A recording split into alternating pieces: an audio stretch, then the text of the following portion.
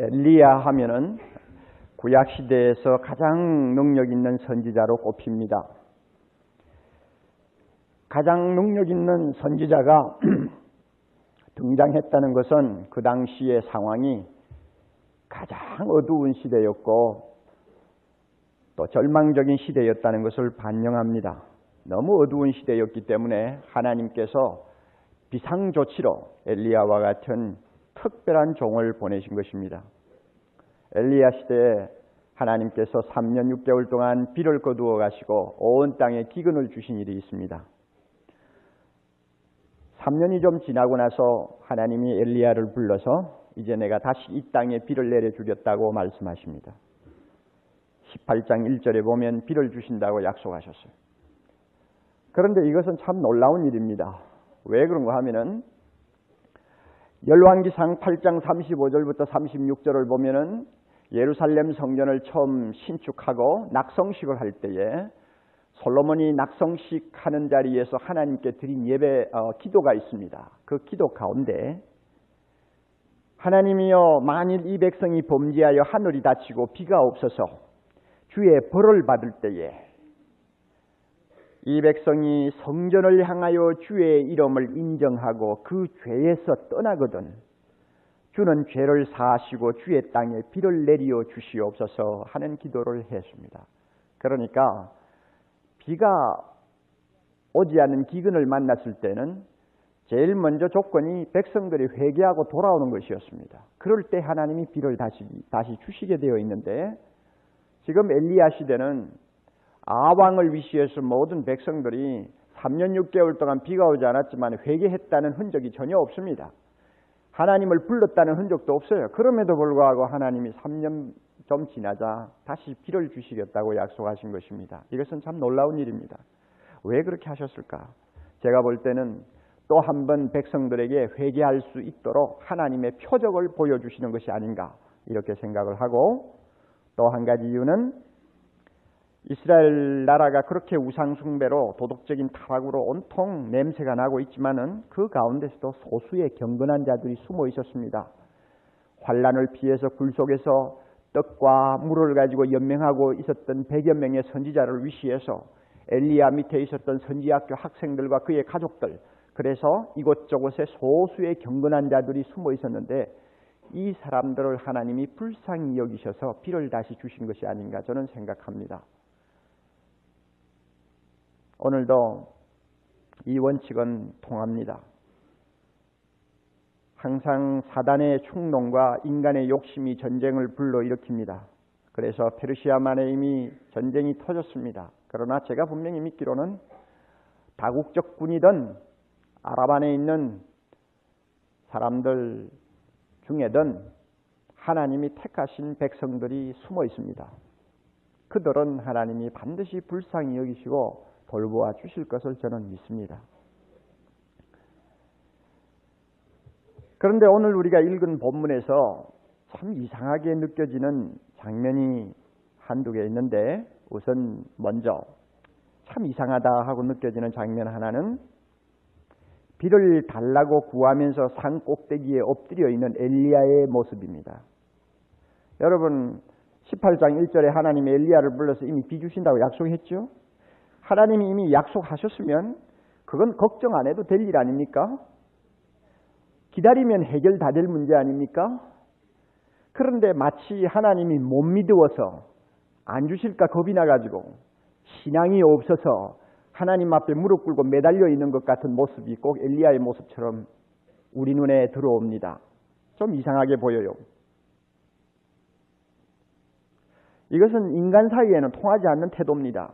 여러분 아들이 너무 생활고에 시달려서 어려움을 당하는 것을 옆에서 보다 못해 아버지가 아들을 불러서 야 내가 100만 원을 너에게 구해서 주마 이렇게 약속했다고 합시다. 그러면 아버지가 100만 원 준다고 약속을 해놓으니까 그때부터 아들이 이제는 안방에서 나가지를 않고 아버지 이 바지가랑이를 붙들고 아버지 약속하셨으니까 100만 원을 꼭 주십시오. 꼭 주십시오. 하고 매달리고 안 나간다면 이건 정말 기가 막힌 현상이죠. 사람에게는 안 통합니다. 이것은 약속했으면 줄 줄 알고 기다리고 있으면 될 텐데 왜 바지가랑이를 잡고 늘어지면서 안 나가느냐 그 말이야. 사람에게는 안 통하는 이야기인데 지금 엘리야가 하고 있는 꼴이 꼭 그와 같아요. 하나님이 빚주신다고 약속했으면 기다리면 되지 뭘 그렇게 산꼭대기까지 가서 엎드려가지고 청성맞게 일어나지도 않고 매달리느냐 말이에요. 그런데 사람에게 통하지 않는 이 공식이 하나님에게는 이상하게 통합니다. 왜 그런지 아세요? 엘리야는 믿음의 사람입니다. 그래서 우리가 읽은 41절에 보면 이미 비가 오기 전에 무엇을 듣고 있습니까? 큰 비 소리를 이미 듣고 있습니다. 비가 오지도 않는데 믿음의 귀로 이미 큰 비 소리를 듣고 있는 믿음의 사람입니다. 그러면 왜 엘리야가 산꼭대기에 가서 엎드려 있느냐? 하나님께서는 자기의 약속을 항상 기도라는 그릇에 담아서 믿음의 손에 들려주시는 것이 공식이라는 것을 엘리야는 알고 있기 때문입니다. 기도라는 그릇에 자기 약속을 담아서 그것을 믿음의 손에 들려주시는 것이 하나님의 응답의 방법이에요. 이것을 엘리야가 너무나 정확하게 알고 있었기 때문에 그는 산꼭대기에 가서 엎드렸습니다. 하나님 약속하셨습니다. 비 주신다고 약속하셨습니다. 정원 믿습니다. 그러므로 주님이 이 믿음 가지고 주님 앞에 기도합니다. 하고 엎드려 있는 것입니다. 이것은 받을 준비요. 사람에게는 안 통하는 이야기지만 하나님에게는 기가 막히게 통하는 일입니다. 그러므로 우리가 엘리야가 산꼭대기에 가서 엎드려 있는 모습을 보고 이상하게 여길 것이 전혀 없습니다. 전쟁이 끝일 날이 없고 숨막힐 정도로 타락한 이 세상을 사는 우리는 엘리야의 기도를 배워야 합니다. 세상을 살기가 워낙 힘들기 때문에 하나님은 우리가 육신을 입고 이 세상에 살 동안 받아 누릴 수 있는 축복들을 놀랄 만큼 많이 약속해 주셨습니다. 영적으로 받는 축복만 약속하신 것이 아니라 육신을 입고 땅에 발을 붙이고 살 동안 꼭 받아야 될 축복들을 수없이 약속해 놓았습니다. 엘리야에게는 비를 주시겠다고 약속하셨습니다. 오늘 우리에게는 무슨 약속했습니까? 두 마디로 요약할 수 있습니다. 무엇이든지의 약속입니다. 얼마든지의 약속입니다. 이 두 마디로 요약할 수 있어요. 기막힌 말이죠. 무엇이든지 요한복음 14장 14절 내 이름으로 무엇이든지 내게 구하면 내가 시행하리라 응답하리라 그 말입니다. 무엇이든지 구하면 응답하리라. 고린도후서 1장 20절 하나님의 약속은 얼마든지 그리스도 안에서 예가 되나니 얼마든지 하나님이 주신다 그 말입니다. 얼마든지 주시니 그런즉 그로 말미암아 우리가 아멘하여 하나님께 영광을 돌리게 되느니라.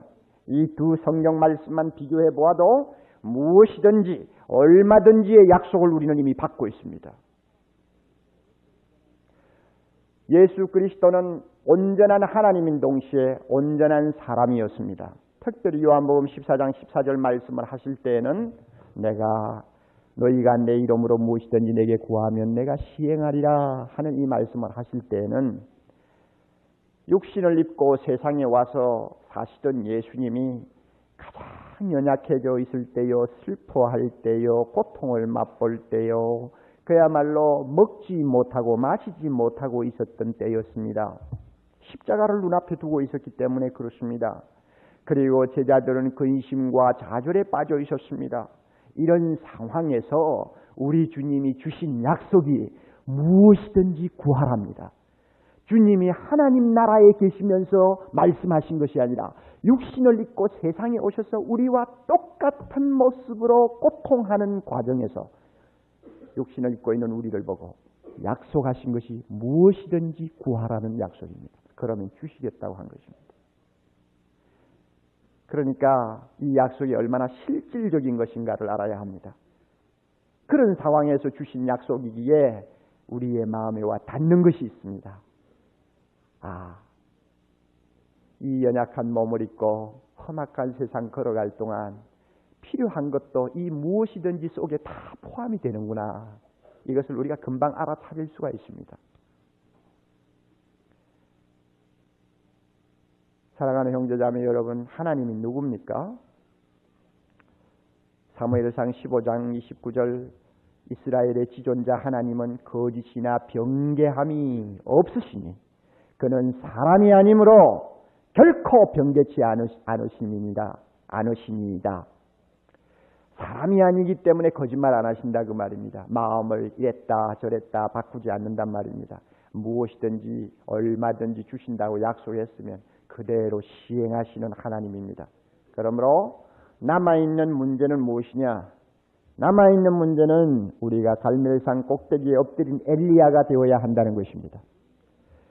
엘리야에게 비를 주시겠다고 하는 약속이 있었던 것처럼 오늘 우리에게는 무슨 약속이 있어요? 무엇이든지 얼마든지의 약속이 있습니다. 그리고 그 하나님은 엘리야의 하나님, 나의 하나님이요 나의 아버지입니다. 그 하나님이 오늘도 살아계십니다.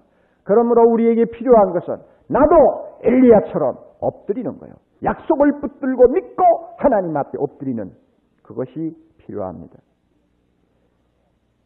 무엇이든지 주신다는 약속이 있는데도 예수 믿으면서 한두 가지의 약속도 제대로 응답을 받지 못하는 생활은 정말 어떻게 보면 비극이라고 말할 수가 있습니다. 그러면 하나님 앞에 약속을 붙들고 엎드리는 오늘의 엘리야가 되기 위해서 우리가 어떻게 해야 되겠느냐? 우선 서너 가지 중요한 원리를 여러분에게 말씀드립니다. 첫째는 우리의 기도가 구체적일 필요가 있습니다. 구체적이다 하는 말은 추상적이 아니라 말입니다. 막연한 기도가 아니고 내용이 분명하고 받아야 될 목표가 무엇인가, 응답의 내용이 무엇인가 분명한 것이 구체적인 기도입니다. 엘리야는 뭡니까? 구체적인 기도. 비를 주시옵소서. 엘리야의 기도는 그 하나뿐이었어요. 하나님 약속하신 대로 비를 주옵소서. 이 메말라서 비틀어진 땅에 단비를 주옵소서. 이것이 엘리야의 기도예요. 어떤 위대한 성도는 이런 말을 했습니다. 구체적인 기도는 우리의 믿음을 한 걸음 더 나아가게 한다. 막연한 기도, 다시 말하면 일반적인 내용으로 일관하는 기도는 하나님을 너무 크게 생각하기 때문이 아니라 오히려 너무 작게 생각하기 때문이다. 비달라, 하나님 앞에 사소한 거, 심지어 잃어버린 열쇠를 찾아주십시오 하는 이런 기도, 시시콜콜한 이런 기도 가지고 하나님 앞에 나가는 것은 하나님을 내가 너무 과소평가하는 것이 아닌가. 그러므로 그 광대하신 하나님에게는 큼직한 기도나 드려야지, 영적인 기도를 드려야지, 세상에 속해서 필요한 여러 가지 기도 그거 드리면 하나님을 오히려 그것은 대우하는 것이 아니다 하는 생각을 하기 쉽다는 말입니다. 그런데 사실은 보면 하나님은 전능하십니다. 전능하시다는 말은 큰 것도 포용하시고 가장 작은 것도 포용하시고 이 세상의 모든 인류도 다 포용하시고 그러면서도 초라한 내 하나도 포용하시는 그분이 바로 전능하신 하나님이시죠. 그러므로 구체적인 기도는 하나님 앞에 드리기가 좀 민망스럽다 하는 사람은 하나님을 큰 분으로 대접한다기보다는 오히려 하나님을 작은 분으로 대접하는 결과를 초래한다는 말입니다. 이 말은 옳은 말입니다. 그리고 기도가 너무 영적인 것에만 치중하는 것도 하나의 시험일 수 있다고 지적한 사람이 있습니다. 이 말도 옳습니다. 항상 영적인 것만 중요하게 다루지 땅 위에서 필요한 모든 기도 제목들은 별로 대수롭게 생각 안 하고 그런 것들 가지고 하나님 앞에 눈물을 흘리고 막 엎드려서 매달리는 것은 오히려 세속적이고 속물처럼 보는 것, 이것도 정상이 아니다 그 말입니다. 왜? 무엇이든지 기도하라고 한 그 속에는 영적인 기도만이 아니라 육적인 기도가 다 포함되어 있기 때문입니다.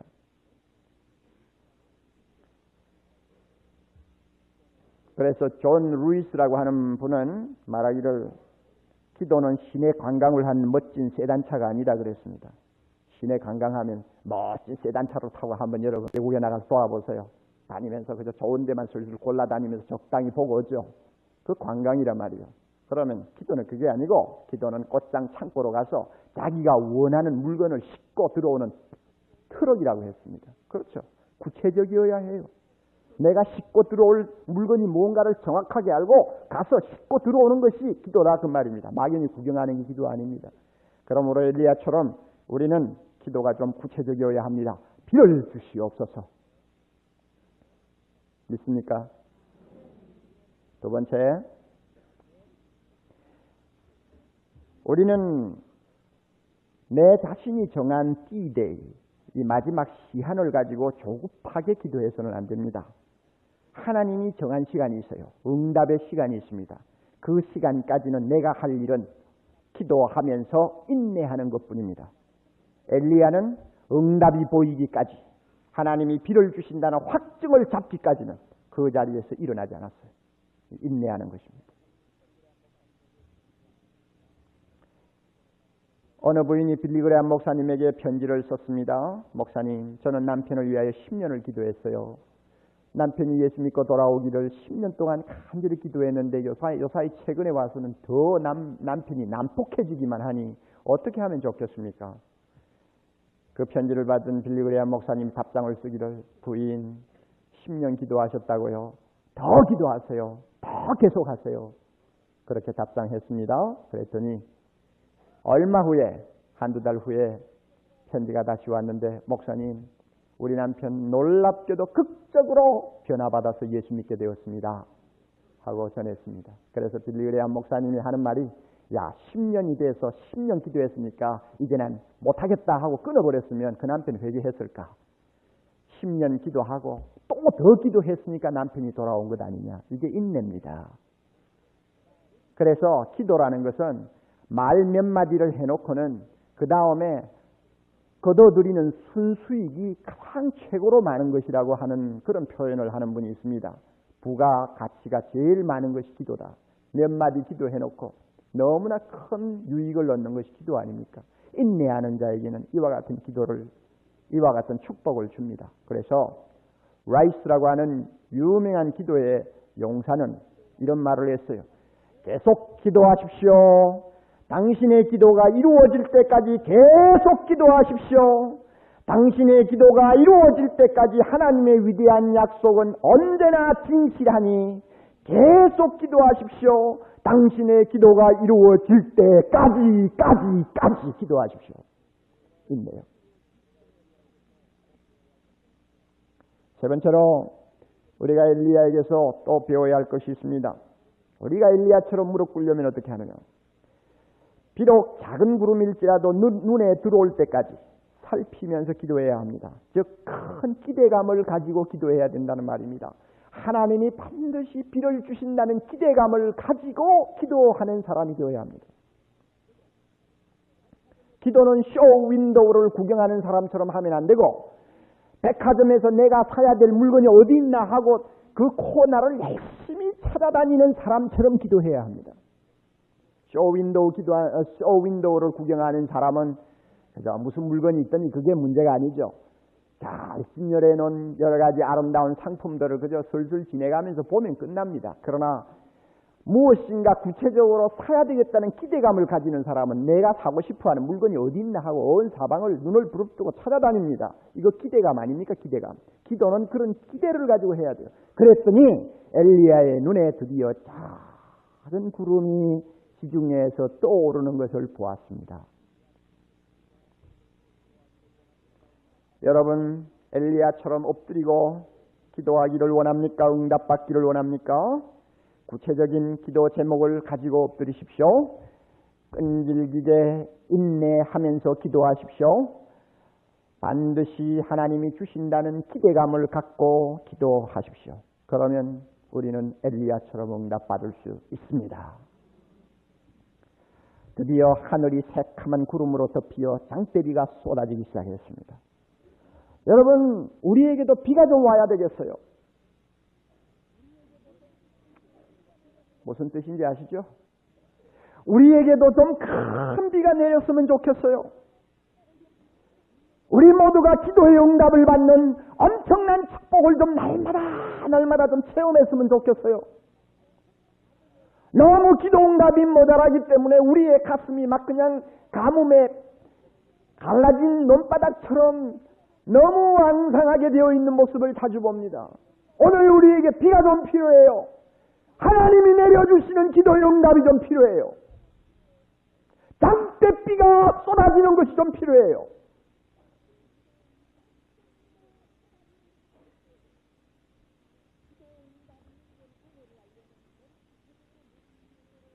기도 응답이 주는 은혜를 알려면 내가 구체적으로 무슨 기도를 했으며 무슨 응답을 받았는가를 확인해야 됩니다. 조지 뮬러는 일생 동안 2만 5천 가지 이상의 응답을 받았다는 것이 일반적으로 알려진 놀라운 사실입니다. 2만 5천 가지. 어떻게 세웠는지는 모르지만 제가 설교를 준비하면서 나는 기도 응답 받은 것이 무엇인가? 나는 좀 불평이 많았어요. 1년 동안. 내가 구하는 기도 하나님이 즉시 응답을 안 하세요. 다윗이 말한 것처럼 하나님이 너무 멀리 계시는 것처럼 느껴졌어요. 하나님이 귀를 막고 듣지 않는 것처럼 느껴졌어요. 나는 고통스러워. 하나님 이제 이 달에 고쳐주세요. 다음 달에 고쳐주세요. 그 다음 달에 고쳐주세요. 계속 기도하는데도 하나님은 아무 말씀도 안 하시고 나의 등허리를 두들겨주지도 않으세요. 그런데 엘리야의 이 기사를 읽으면서 내가 잘못 생각했구나. 나도 조지 뮬러처럼 2만 5천 가지는 될지 안 될지 내가 안 세봐서 모르지만 아마 몇천 개는 될 거야. 왜냐하면은 사랑의 교회라고 하는 이 교회의 12년 역사를 돌이켜보면 12년 역사 약 4,400일을 우리가 계산해보면 매일매일 하나님께서 작은 데서부터 큰 것까지 응답 안 해주신 것이 무엇이 있느냐. 갑자기 그 생각이 들 때 맞았습니다. 하나님. 나는 지금까지 굉장한 응답을 받은 사람입니다. 우리 교회에 소속된 성도들은 사랑의 교회를 통해서 엄청난 응답을 받은 사람입니다. 갑자기 내가 그렇게 느껴져요. 이걸 놓고 내가 응답받지 못한 것이 너무 많다고 투정했구나. 하나님 앞에 회개하는 마음이 생겼습니다. 그리고 응답을 받은 것이 너무 많다는 생각이 들자 내 마음에 굉장한 기쁨이 일어나는 것을 느꼈습니다. 여러분 신앙생활에서 기도를 응답받는 체험이 자주 있어야 할 큰 이유가 있습니다. 꼭 기억하세요. 기도는 응답을 반드시 받아야 될 큰 이유가 있어요. 요한복음 16장 24절 지금까지는 너희가 내 이름으로 아무것도 구하지 아니하였으나 구하라 그리하면 받으리니 다 같이 따라합니다. 너희 기쁨이 충만하리라. 기도 응답 받으면 무엇이 온다고요? 할렐루야. 기쁨이 옵니다. 기도 응답 없는 사람은 신앙생활에도 뭐가 없어요? 기쁨이 없어요. 받아봐야 기쁨이 있지. 받지 못하는데 무슨 기쁨이 있습니까? 못 받으니까 기도하는 것도 재미도 없고 신앙생활 하는 것도 재미가 없죠. 그러니 우리가 인생생활에서 참 제일 중요한 기뻐하는 거 아닙니까? 이 날마다 기뻐할 수만 있다면 그 사람은 최고의 행복자죠. 그런데 이 기쁨은 기도 응답을 통해서 옵니다. 그러니 기도 응답 받아야 돼요. 또 하나 요한복음 14장 13절 너희가 내 이름으로 무엇을 구하든지 내가 시행하리니 이는 아버지로 하여금 아들을 인하여 다 같이 따라합니다. 영광을 얻으시게 하려 합니다. 우리가 하나님을 찬양하고 영광 돌리려면 무엇이 있어야 된다고? 기도 응답 받아야 돼요. 하나님이 우리에게 기도 응답 받고 주시려고 하는 이유도 자기가 영광 받기 위해서입니다. 기도 응답 받은 사람은 찬송이 있어요. 기도 응답 받은 사람은 하나님을 자랑하고 증거하는 것이 있어요. 기도 응답 받은 사람은 다윗이 말한 것처럼 구원의 잔을 높이 들고 모든 사람 앞에서 우리 여호와의 이름을 찬양하리라 하는 것이 있습니다. 그러니 하나님이 영광 받죠. 그러나 기도 응답 없으면 이런 것이 안 나와요.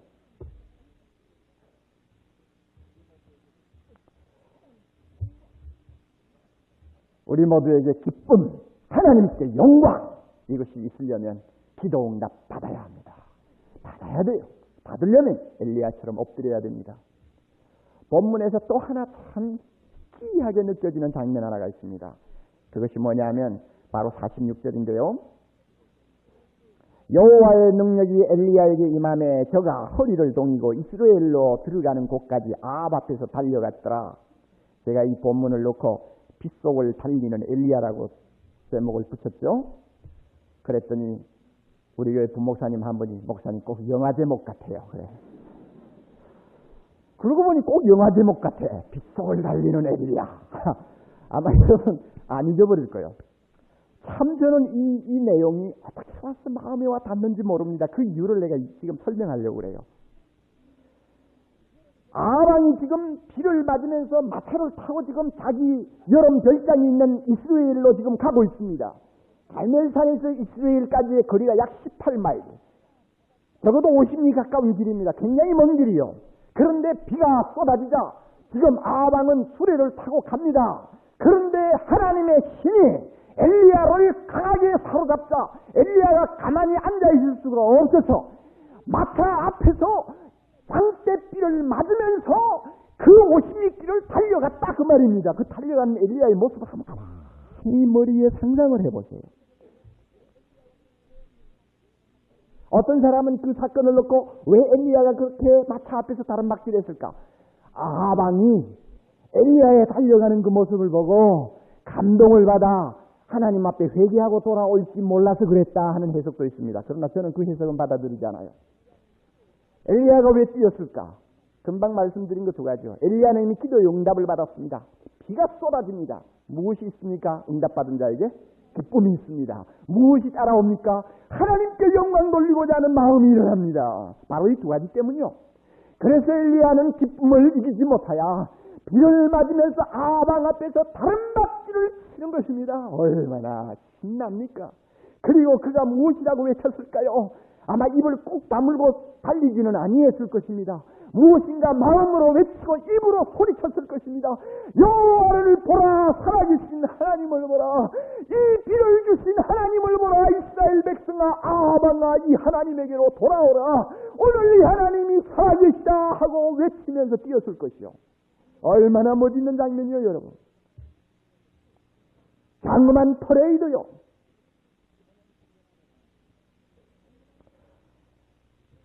저는 금년 한 해가 엘리야처럼 뛰는 한 해가 되었으면 좋겠습니다. 저와 여러분이 다 아방은 세상 사람을 대표하는 하나의 상징적인 인물이 될 수 있습니다. 세상 사람은 마차 타고 비 안 맞으려고 마차 안에서 편안하게 옵니다. 세상 사람들은 자기들의 어떤 여러 가지 좋은 조건을 가지고 세상을 편안하게 삽니다. 그러나 우리는 하나님이 주신 응답의 비를 맞으면서 힘차게 그들 앞에서 달리는 사람이 좀 되고 싶어요. 이 꿈이요. 오늘날 우리는 세상 사람들에게 좀 더 적극적인 이미지를 심어야 될 때가 되었습니다. 내가 받은 기도의 응답을 가지고 보라, 살아계신 신실하신 하나님을 보라고 소리칠 때가 되었습니다. 기도 응답을 가지고 기뻐하며 행복해하는 모습을 보여줄 때가 되었습니다. 이것이 바로 아함 앞에서 뛰는 엘리야의 모습이요 메시지입니다. 어린 이삭을 100세가 되어 품에 안고 있는 아브라함의 모습은 바로 가나안 백성 앞에서 비를 맞으며 달려가는 엘리야의 모습이었습니다. 죽을 병에 들었다가 15년 생명연장 받고 일어선 히스기야의 모습이야말로 모든 이방 사람들 앞에 하나님이 살아계심을 증거하는 바로 빗속을 달리는 엘리야의 모습이었습니다. 기도의 응답을 받은 축복이요. 여러분의 기도에 응답하신 비가 무엇입니까? 찾아보십시오. 그러면 빗속을 달려야 될 충분한 이유가 얼마든지 있다고 저는 생각합니다. 우리 모두가 그 이유를 갖고 있습니다. 여러분 중에 아시는 분은 아실 거예요. 다하라 요네코라고 하는 일본 여자입니다. 고등학교 때 어머니가 세상을 떠나서 시리에 빠진 나머지 목숨을 끊으려고 철로로 뛰어들었습니다. 기차가 오는데 뛰어들었어요. 그래가지고는 두 다리가 날아가 버리고 왼팔이 날아가 버리고 그 다음에 하나 남은 오른팔에도 손가락 3개만 난 건 2개가 없어졌습니다. 그런데 그 사일생 참 기적적으로 살았어요. 병상에서 치료를 받는데 얼마나 흉물입니까? 그건 뭐 사람 같지 않죠. 그런데 목사 지망생이 찾아와서 젊은 청년 21살짜리가 찾아와서 전도를 해서 드디어 병상에서 구원을 받았습니다. 그런데 이상하게 그 남자의 마음에 이 여자와 같이 결혼해야 되겠다는 생각이 들었습니다. 그래서 프로포즈를 했습니다. 놀라운 사람도 있어요, 확실히. 난 죽었다 깨도 그렇게 못해요.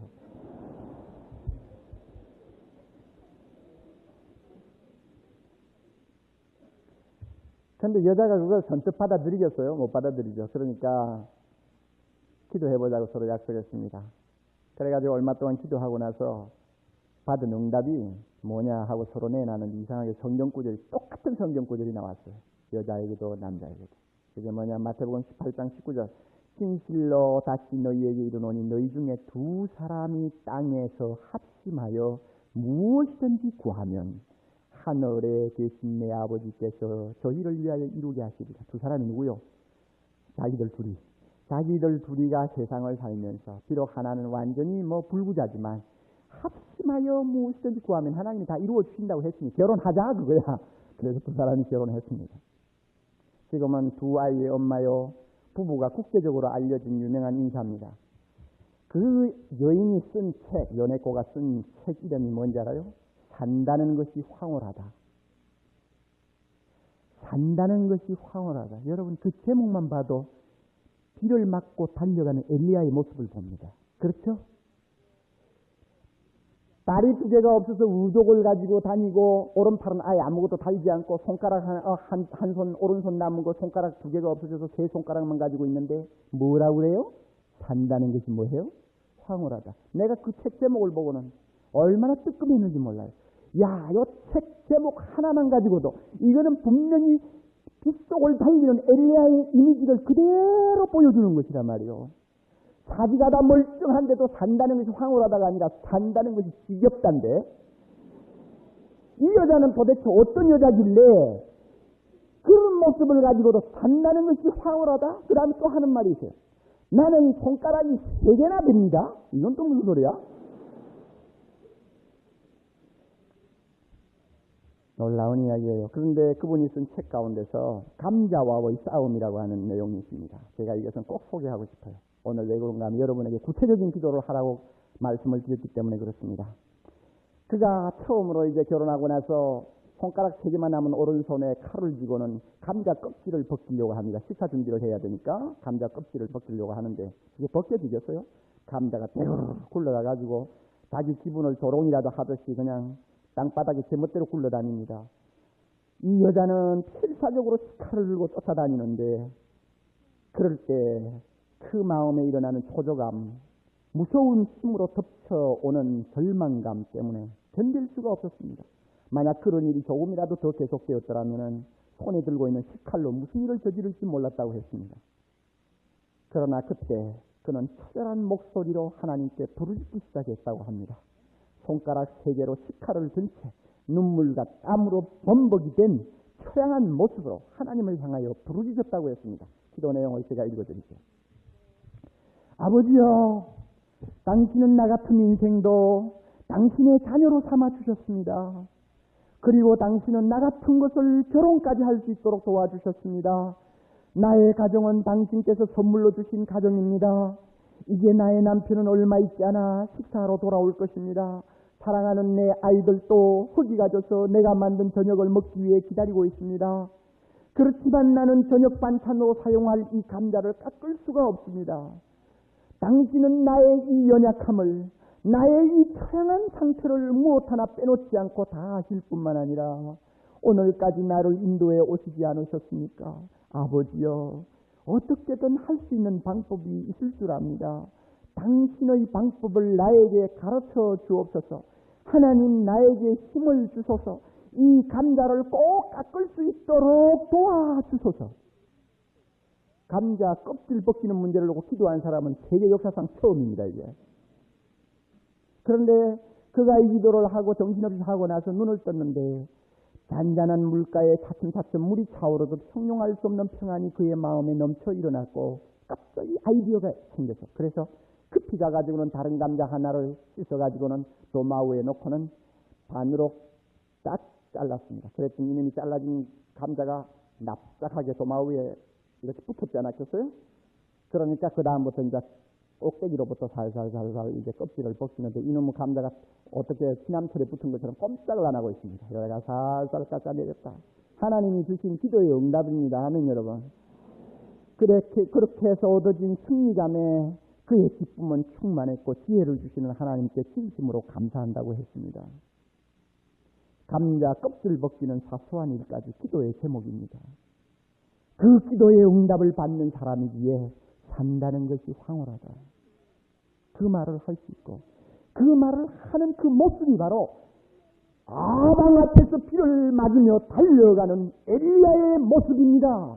우리가 이런 사람으로 세상 사람 앞에 좀 보여줄 필요가 있지 않습니까, 여러분? 우리에게 무엇이든지 얼마든지 주시겠다고 약속하신 하나님 앞에 구체적인 기도 제목을 가지고 엘리야처럼 하나님 앞에 단둘이 만나십시오. 그리고 응답이 올 때까지 기다리면서 그 응답을 사모하십시오. 그러면 나중에 하나님이 응답해 주실 것이요. 우리는 땅대비를 맞으면서 아합 앞에서 달리는 엘리야처럼 이 세상 앞에서, 이 세상 사람 앞에서 응답 주신 하나님 앞에 감사하며 영광 돌리며 1년을 달리며 사는 사람이 될 것입니다. 그리고 모든 사람 앞에 우리도 말할 수 있습니다. 산다는 것이 황홀하다 말할 수 있어요. 이게 엘리야입니다. 엘리야. 오늘의 엘리야. 이런 크리스찬, 이런 사람을 오늘 세상 사람이 보기를 원합니다. 저도 그런 사람이 되기를 원하고 여러분도 그런 사람이 되기를 하나님은 원하십니다. 다 같이 기도하십시오.